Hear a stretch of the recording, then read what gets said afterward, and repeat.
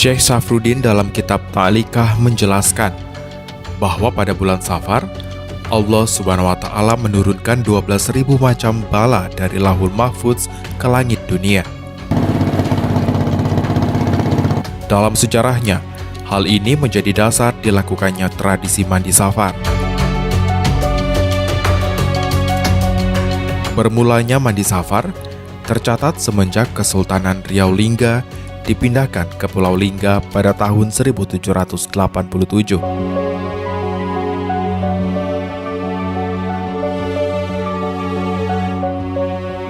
Namun, pada saat pemerintahan Sultan Abdurrahman Muazzam Shah, tradisi ini dilaksanakan di lingkungan istana dan luar istana pada saat itu.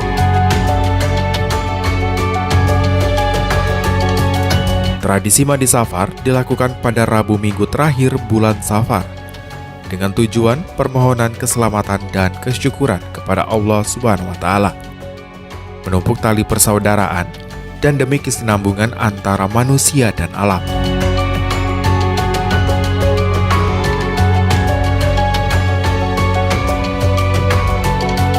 Dalam perjalanannya, mandi Safar menjadi tradisi turun-temurun yang tetap dijalankan dan dilestarikan oleh masyarakat di berbagai belahan dunia, termasuk Desa Resun hingga saat ini.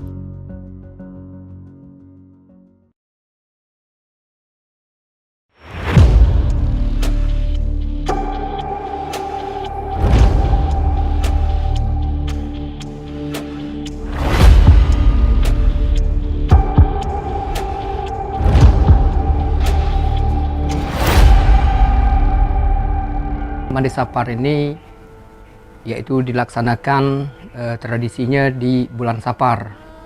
Namun sejarah daripada Mandi Safar itu memang sudah bermula semenjak pusat pemerintahan Kesultanan Riau Lingga berpindah ke Pulau Lingga ini, tepatnya di Daik Lingga pada tanggal 24 Juli tahun 1787 yang di pangku kesultanannya adalah Sultan Mahmud Riyad Shah. Banyak tamadun Melayu yang berkembang. Namun semasa kerajaan Lingga Riau, yaitu Sultan terakhir, maka ritual mandi Safar ini pernah dilakukan baik itu di istana maupun di luar daripada istana.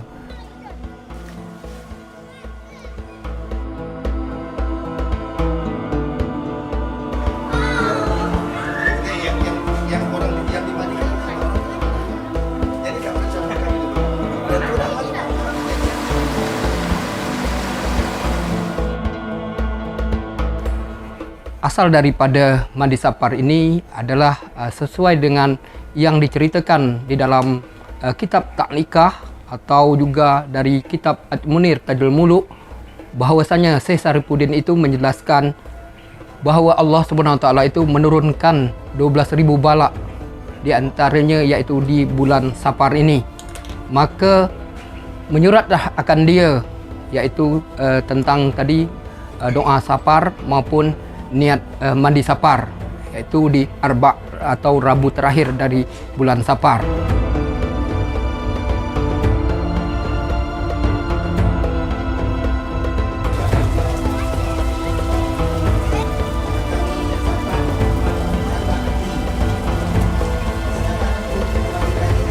Tradisi mandi Safar ini adalah sedikit perbaruan antara tadi pengaruh-pengaruh juga yang telah dibuat, yaitu dari pengaruh Bugis maupun Melayu, karena adalah Sultan terakhir adalah Sultan yang berdarah Bugis Melayu.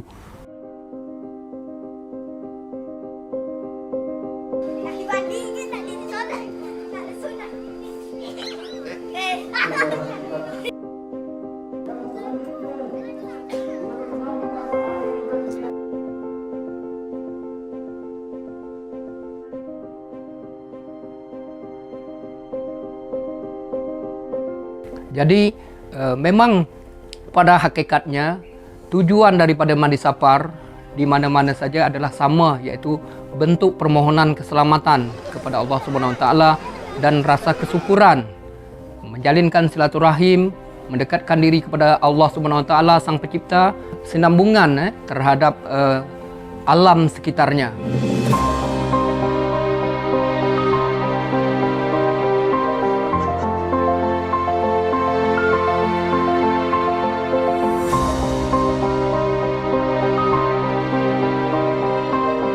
Jadi yang tukang kisah sejarah ini, Daun macang itu dipilih oleh masyarakat karena masyarakat meyakini bahwa daun macang itu pertama besar, mudah untuk menulis, yang kedua tahan lama, yang ketiga daun macang itu dianggap oleh masyarakat sebagai pembawa bala, pembawa bencana, karena getah dari buah macang atau dari pohon macang itu bisa menjadi kudis, bisa menjadi penyakit, sehingga masyarakat meyakini kita harus membuang bala atau membuang mara bahaya bencana, maka kita mengambillah dari pohon macang itu, salah satunya yang paling mudah adalah daun, maka menulislah kita akan tadi wabak atau rajah. Selama lebih kurang selama orang tua tak ada 4-5 tahun lah saya selalu nulis surat sapa ini. Belajar dengan orang tua kemarin. Dari orang tua saya sampai sekarang. Jadi doa itu kan saya simpan saya. Jadi jam saya nak perlu ambil nulis, takut lupa kan. Takut apa, takut lupa. Jadi kalau kita simpan tu kita tak lupa lagi. Doa tu sebenarnya saya kan hafal. Jadi saya simpan juga. Tradisi Mandi Sapar tadi tidak terlepas kepada tradisi saja, namun ada ritual, ada pantang larang dalam menulis tadi yang dinamakan rajah atau dinamakan wafa, yaitu doa-doa tadi. Pertama, untuk keberkahan sebagai azimat, sebagai kedekatan kepada Allah SWT, maka orang yang menulis itu adalah orang yang taat ibadah lebay. Yang kedua, dia menjaga wuduk sebelum menulis.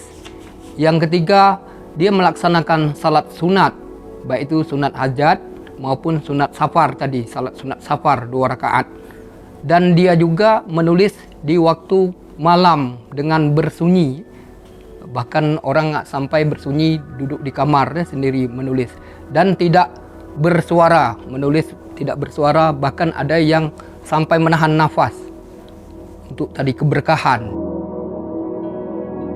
Doa, dia terbanyak 7 ayat doa tu kan. Jadi kemarin tu asal dari orang tua sampai sekarang lah beberapa keturun, tak boleh, kami tidak ngubah-ngubah.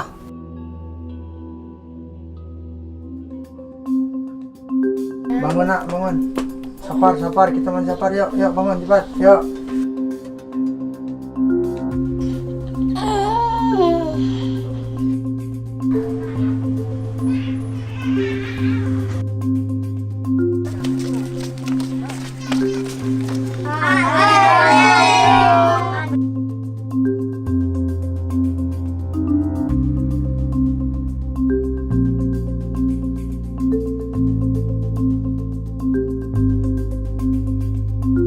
Untuk mandi sapar itu sendiri, kita diawali dari masjid tadi, simbolisnya di masjid. Terus dari masjid nanti pergi ke air terjun atau ke sungai Kem, yang sungai-sungai. Kalau sekarang mungkin tinggal 2 sungai, kalau kemarin kan banyak sungai-sungai yang ada. Tapi sekarang tinggal 2 sungai. Disitulah nanti masyarakat bersama-sama setelah acara di masjid turun ke sungai, mandi bersama dengan tulisan dari daun macang tadi. Itulah nyelam di bawah daun itu tadi.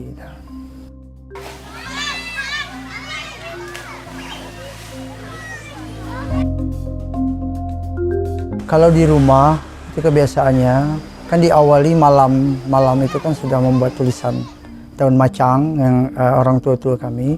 Terus setelah di masjid tadi, biasanya kalau yang di rumah dia dimasukkan di dalam wadah atau tempatnya, nanti diambil airnya sama seperti di masjid, disiram dengan baca doa tadi, disiram sebanyak 3 kali ataupun bisa lebih daripada itu.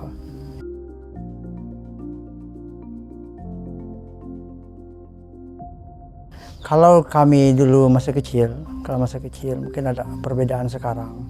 Kalau masa kecil dulu kami kalau 3 hari atau 2 hari sebelum pelaksanaan Sapar, itu kami sendiri yang sibuk mencari daun macang itu tadi. Nah, kami yang mengantarkan kepada orang tua untuk dituliskan tulisan doa itu di daun macang itu. Itu kalau dulu kecil kami yang antusias mencari. Nah, jadi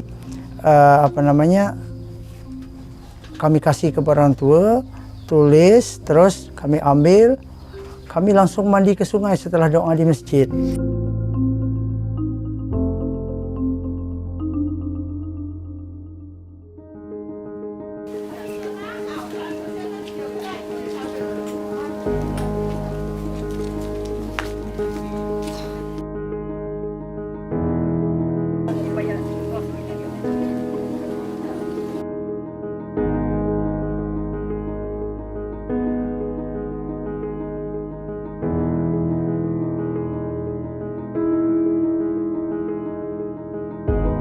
Orang berbondong-bondong berkumpul di suatu tempat, baik itu di sungai, baik itu di pantai, baik itu di tempat-tempat pemandian, maka saling kenal satu dengan yang lain. Dari kampung yang sana dengan kampung yang sini berkumpul.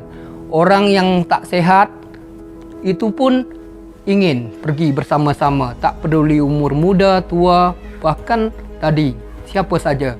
Seberang lautan, dari pulau sana juga datang menyempatkan diri di momen Mandi Sapar. Maka disitulah saling kenal, bahkan saling berjodohan, saling boleh dikatakan tegur sapa, saling berbagi rezeki, bekal yang dibawa dan sebagainya. Hidangan dulu ya.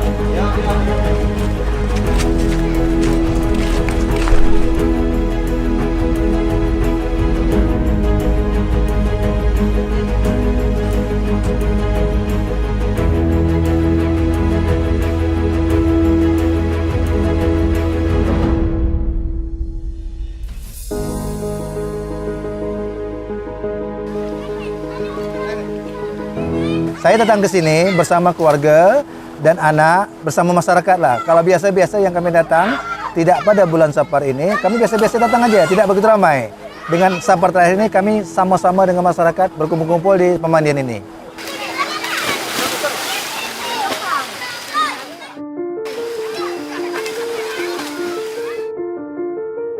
Kami merasa senang. Mudah-mudahan ke depannya kami akan meningkatkan lagi acara rutinitas kegiatan Mandi Sapar ini akan kami tingkatkan lebih baik lagi, dan kami tidak akan menghilangkan kegiatan ini karena ini kegiatan turun-menurun kami dalam rencana dalam rangka untuk menghilangkan mara bahaya yang diturunkan Allah pada bulan akhir Sapar ini.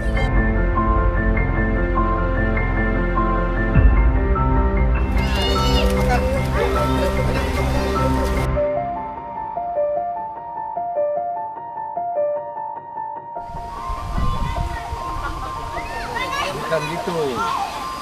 Tolong untuk angkat kapal itu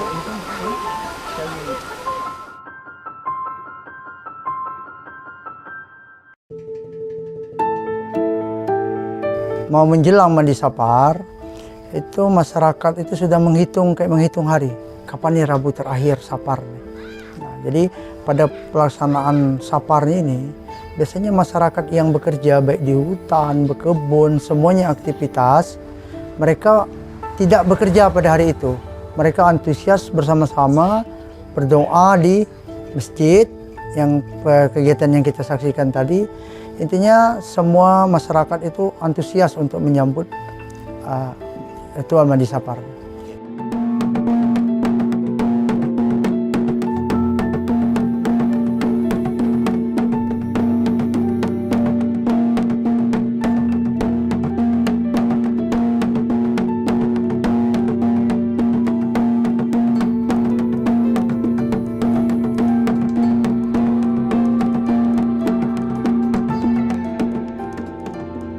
Kalau dulu kita kan acaranya kan tidak sebesar ini. Kita sebesar itu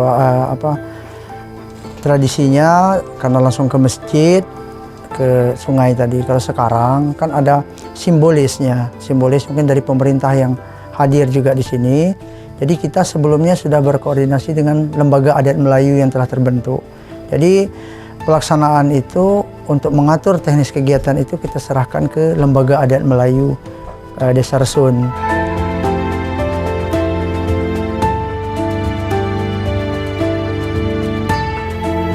Tradisi di sini karena kita sifatnya gotong royong. Di saat bukan hanya mandi sapar, Maulud Nabi, apapun bentuk kegiatan keagamaan yang besar, itu dengan sendirinya masyarakat itu menyediakan makanan yang disediakan untuk diantar ke masjid. Nah, seperti kalau tadi di Desa Resun, kalau sapar ini kan nasi dagang yang lauknya tadi ikan asin dan sebagainya, itu memang antusias dari masyarakat sendiri. Tidak ada mereka kita kasih uang untuk membuat, tidak. Itu memang sudah kebiasaan dari masyarakat ini, kebersamaannya di situ. Jadi timbul kebersamaan di saat kegiatan ini, masyarakat dengan sendirinya menyiapkan nasi, menyiapkan lauk pauk, air segalanya dengan hidangan itu, dengan dihidangkan, mereka langsung antar ke masjid. Itu tanpa kita minta. Kalau sudah kegiatan seperti ini, mereka langsung mau gitu.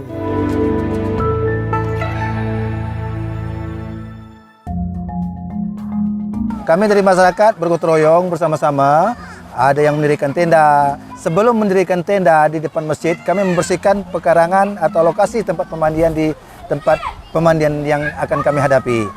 Ya kan? Kemudian kami dari masyarakat bersama-sama membuat hidangan untuk mengantarkan ke masjid dalam rangka setelah ada doa kami akan makan bersama di masjid, baru kami sempat ke pemandian Desa Resun ini.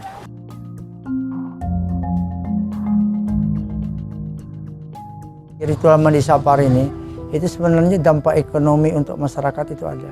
Kenapa saya cakap begitu? Karena nanti bukan hanya dari masyarakat Resun sendiri yang hadir di sini. Yang awal mungkin kami bersama-sama di masjid tadi doa sama masyarakat Desa Resun.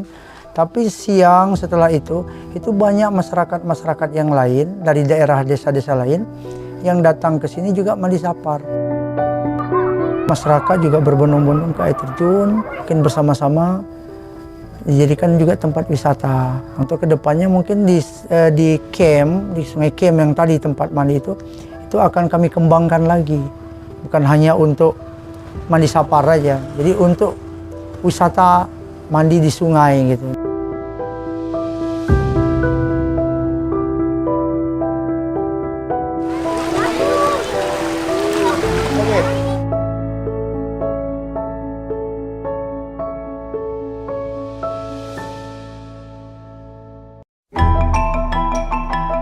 Anak muda di zaman kini, tempat saya menitip pesan, adat budaya terus dilestari, jangan sampai ketinggalan zaman. Jadi harapan saya, karena tradisi mandi sapar ini sudah diakui, sudah menjadi warisan budaya tak benda, dan saya selaku orang yang mempertahankan di dalam sidang tradisi mandi sapar ini, maka harapan saya kepada semua pihak, baik itu generasi muda, pihak pemerintah dan sebagainya, agar dapat bersama-sama menjaga khazanah tamadun Melayu yang berkembang, yang dibawa dari Kesultanan Riau Lingga, bahkan Lingga Riau ke Bunda Tanah Melayu ini, agar tetap terlestari, terlindungi, berkembang, bahkan tadi menjadi warisan yang harus terlestari sampai ke anak cucu. Kami dari pemerintah Desa Resun itu akan terus menjaga dan melestarikan budaya ini jangan sampai hilang. Harapan kedepannya bukan hanya kami dari pemerintah desa, tapi dari kecamatan, dari kabupaten, bahkan dari provinsi mendukung sepenuhnya untuk pelaksanaan kegiatan ini.